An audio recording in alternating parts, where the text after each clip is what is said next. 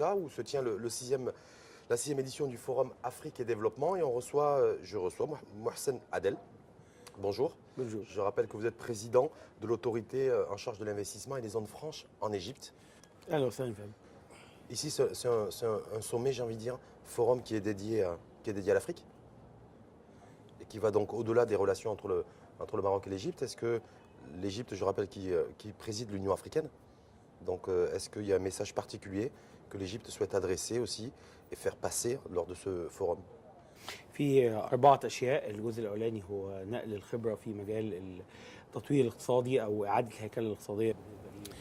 Premièrement parce que ici notre but c'est l'échange de l'expertise qu'on a et le transfert des connaissances que le Maroc et l'Égypte et toute l'Afrique ont ensemble. Et bien sûr aussi c'est bien de structurer nos efforts, qu'on travaille dans une synergie pour le bien de nos pays et pour le bien de l'Afrique en entier. Que représente l'Afrique pour l'Égypte? Alors, le fait que l'Égypte assure la présidence de l'Afrique, il est de son but de bien assurer une relation et une harmonie entre les pays africains dans l'ensemble et pour aller de l'avant, puisqu'on sait très bien que l'Afrique connaît des changements dans un plein niveau. Il est devenu un pôle d'investissement qui attire beaucoup d'investisseurs du monde entier et on veut aller dans ce sens. Parce que comment vous expliquez que l'Égypte ne soit pas un gros investisseur en Afrique? L'Égypte reçoit le plus grand nombre d'investisseurs. Le taux d'investissement est le plus élevé en Afrique. L'Égypte investit partout en Afrique, pas uniquement à travers ses propres investisseurs, mais il sert aussi comme intermédiaire entre des investisseurs mondiaux et l'Afrique. C'est-à-dire, est-ce que quand vous parlez d'investisseurs mondiaux, vous parlez d'investisseurs chinois par exemple? On sait que la Chine est très présente dans votre pays, en Égypte. Est-ce que par exemple vous êtes adossé un petit peu à l'empire chinois pour une pénétration et favoriser l'investissement et l'implémentation de la Chine en Afrique? Ces investisseurs ne sont pas obligatoirement des Chinois, ce sont des investisseurs qui viennent de partout du monde, parce que maintenant l'Égypte, c'est de son rôle de bien attirer des investisseurs vers l'Afrique, et dans chaque pays, selon ses capacités, ses compétences et les opportunités qu'il offre. Est-ce que vous faites une différence aujourd'hui entre l'Afrique de l'Est et l'Afrique de l'Ouest? Parce qu'on voit que c'est dans l'Afrique, il y a plusieurs Afriques.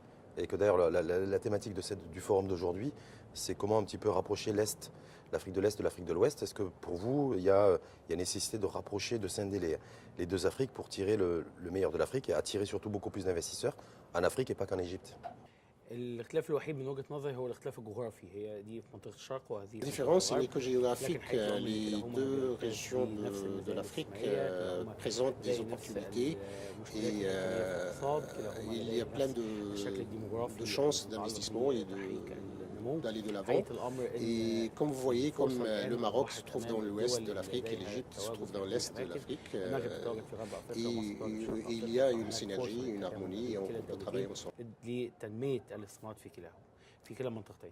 Et sauf qu'entre l'Égypte et le Maroc, la densité et l'activité commerciale est très faible. Est-ce que c'est dû justement au positionnement géographique du Maroc qui est au nord et l'Afrique qui est au sud? دورنا خلال الفترة الحالية هو تنمية Effectivement, mais il y a toujours des possibilités d'aller vers ces pays et saisir toutes les opportunités d'investissement, soit par des projets en commun, soit d'aller délocaliser et produire dans ces pays, et parce qu'il y a un potentiel énorme qui représente un chiffre vraiment très considérable. Si on prend l'exemple du gaz, puisque l'Égypte a fait la découverte de gisements gaziers importants en Méditerranée, est-ce que ça peut donner peut faire l'objet d'investissements croisés entre différents pays africains, entre par exemple le Maroc aussi et l'Égypte, puisque le Maroc s'est adossé au Nigeria et le Nigeria s'est adossé au Maroc pour le développement de toute une stratégie gazière. Est-ce que là, il y a quelque chose à faire aussi et à construire autour de ça? Ou est-ce que ce gaz-là, l'Égypte va se contenter de l'exploiter, de l'exporter et pour les caisses égyptiennes? مصر بتتعاون في عملية توليد الغاز مع عدد من الشركات العالمية من ضمنها شركة إني، من ضمنها شركة On روسنفت، travaille من avec ضمنها بعض plusieurs الشركات الأخرى من entreprises بعض الجنسيات. pour لكن l'extraction حقيقة de الأمر gaz, هو comme par ليس exemple فقط في l'INI. عملية الاستخراج، ولكن Mais nous, احنا نمتلك on va الآن investir محطات pas لأكاديمية uniquement تخصص dans الغاز، وده l'export أمر مهم du gaz, في mais عملية dans tous ses استخدامه. revenus. والعنصر Et الثاني إن مصر on واخدة va قرار essayer منذ d'avoir البداية d'autres بأن parties استخدامات prenantes الغاز dans سوف l'ensemble de تكون في cette activité مشروعات gazière. وليس في عملية تصدير بشكل أساسي، وده لإضافة قيمة مضافة في المنتج الموجود. Justement, est-ce que cette activité gazière, est-ce qu'elle pourra bénéficier à l'Afrique et aux Africains essentiellement? بالتأكيد جزء من الموضوع. Évidemment, nous, on ne va pas travailler tout seul dans ce domaine-là, mais on a déjà des relations et des perspectives qu'on travaille vers l'ouest avec la Libye, vers le sud avec le Soudan, et pas uniquement dans le domaine de l'export de cette matière, mais aussi dans l'exploration et dans des gisements de gaziers qui sont très profonds au niveau du continent et au niveau du offshore. Est-ce que vous considérez, parce que je rappelle que vous êtes président de l'autorité de l'investissement et des zones franches, que la fiscalité est le principal levier pour attirer de l'investissement sur le continent africain? Dans les zones franches, bien sûr, il y a une fiscalité particulière parce que tous les produits qui sont issus de ces zones sont destinés à l'export. Mais même à l'intérieur des pays, il y a des incentives au niveau de fiscalité particulièrement offertes pour les investisseurs. Il y a aussi une autre loi ou une autre partie de loi qui est en élaboration pour donner encore davantage fiscaux à ces investisseurs. Je crois savoir que l'Égypte, votre pays, a joué sur deux leviers. Le levier monétaire, donc avec une dévalorisation de la monnaie égyptienne et une baisse du coût du travail. Est-ce que ça, c'est un modèle qui est, selon vous, exportable sur l'ensemble du continent, c'est-à-dire attirer de l'investissement, mais au détriment de l'individu, en ayant un coût du travail qui soit relativement réduit, c'est-à-dire avec un faible pouvoir d'achat des ménages? بالنسبه للجزء الاول هو احنا قلنا تحرير سعر الصرف وليس تعويم فقط. الجانب الاخر Comme vous savez que l'Égypte maintenant il détient la première place en ce qui concerne les investissements étrangers en Afrique et ça est dû d'une façon à la faible coût de la main-d'œuvre en Égypte et aussi à la libéralisation monétaire de devises égyptiennes. Et on est placé premier pendant les 3 dernières années et on veut bien garder cette position. الاستثمار في افريقيا لمده 3 سنوات متتاليه، وده امر احنا بنسعى للحفاظ عليه لمده طويله ان شاء الله. Parce que vous, c'est un modèle viable, ça, de tout baser sur la baisse du coût du travail et sur une dévalorisation monétaire.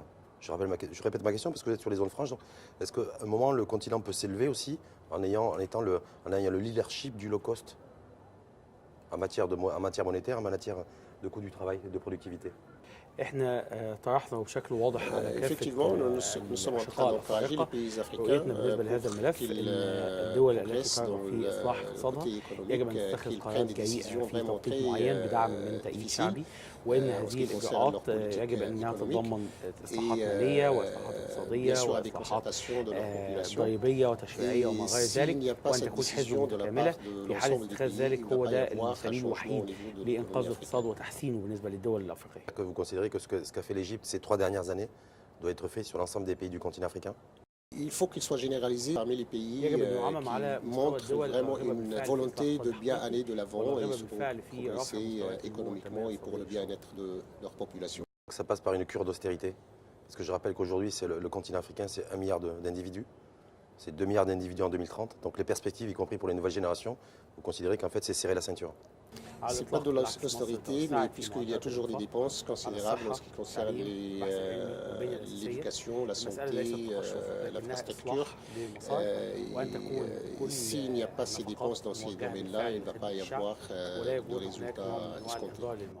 Aujourd'hui, l'Afrique, à l'instar de tous les continents, est traversée par il y a une demande technologique de plus en plus importante des populations.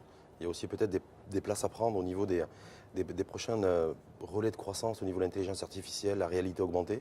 Est-ce qu'on a une vision? Est-ce que vous avez une vision? Est-ce que l'Égypte a une vision pour tous ces jeunes Africains qui pourraient trouver leur place ou en tout cas tirer profit de tout le développement technologique?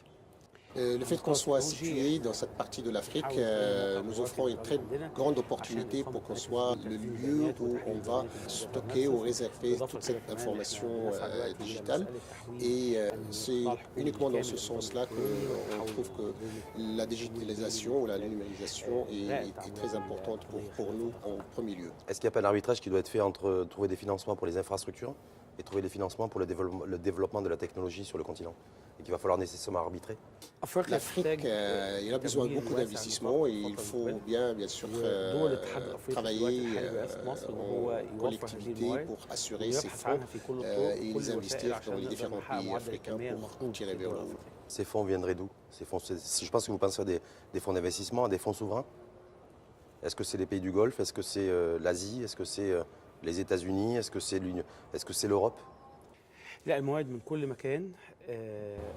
sûr, il y a des fonds souverains, il y a des fonds qui proviennent des pays différents, de régions différentes. Et aussi, il y a des organisations qui sont intéressées par le développement économique et social des pays en Afrique.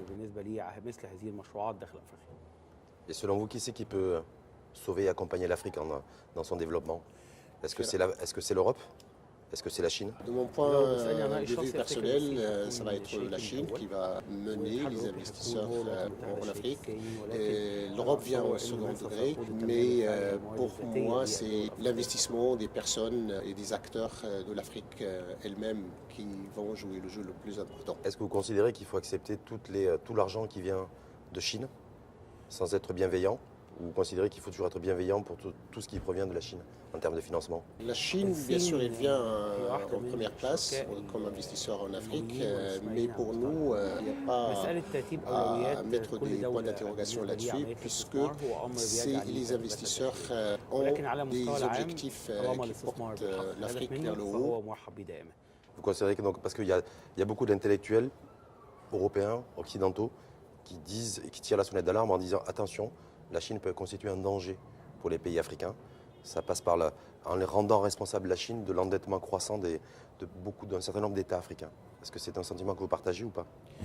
Puisque je peux vous dire que chaque pays a ses propres spécificités, il n'y a pas un modèle qu'on va utiliser d'une façon uniforme à travers l'Afrique. Pour le moment, c'est ce qu'il nous faut. Tout d'abord, c'est l'investissement et c'est pas l'endettement et quelque chose qui va apporter des plus-values qu'on va bien sûr accepter. Est-ce que l'endettement croissant, l'endettement trop important, c'est pas une perte de souveraineté d'un pays? L'endettement, premièrement, c'est pour l'infrastructure et c'est pour le développement économique et c'est pour l'avancement du pays. Si ces conditions ne sont pas là, alors ces endettements ne sont pas bienvenus. Est-ce que l'Égypte s'est endettée, a fait appel aux Chinois pour l'organisation de la coupe de la Coupe Afrique, la grande compétition sportive qui va se tenir en Afrique, la CAF? Non. It's all Egyptian. Non? Non. Non, Chine? La Chine investit dans plusieurs domaines en Égypte, mais dans ce domaine-là sportif, en ce qui concerne cette compétition, non, la Chine n'y est pas.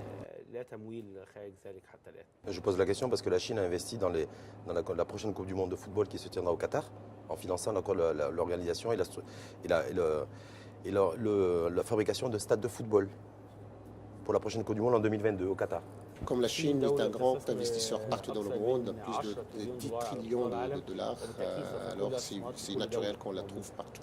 Et pour finir, je lui dirais que justement, dans la prochaine CAN qui va se dérouler en Égypte, au mois de juin prochain, le Maroc a déjà déclaré qu'il venait en Égypte pour gagner. On aimerait bien que l'Égypte et le Maroc gagnent tous les deux ensemble. Tous les deux ensemble? Merci en tout cas. Moi, c'est Nadel. Je rappelle que vous êtes président de l'autorité de l'investissement et des zones franches en Égypte. Thank you very much. Thank you again.